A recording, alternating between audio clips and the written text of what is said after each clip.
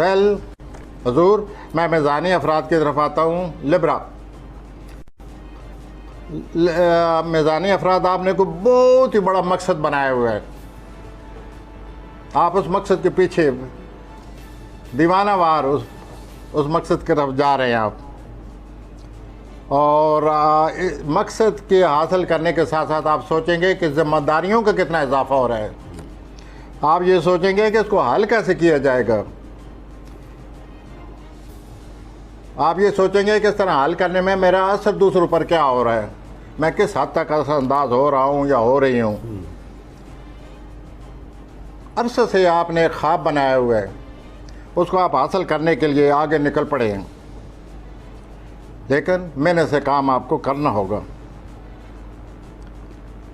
आप अखराजात के मामले में ज़रा सोचिए। आप इतने मसरूफ़ हैं, इतने मसरूफ़ हैं कि आप अपनी जेब का आपको पता ही नहीं। आप सोचिए कि ख़र्च किधर जा रहा है और मैं किधर जा रहा हूँ।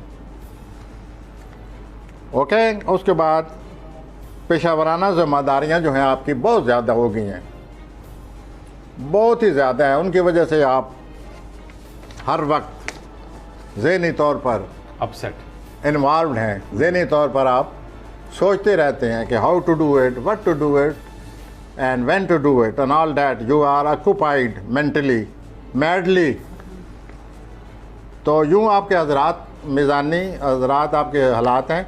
आप बहुत ही आला मकसद की तरफ जा रहे हैं, और आला मकसद अपनी कीमत मांगता है।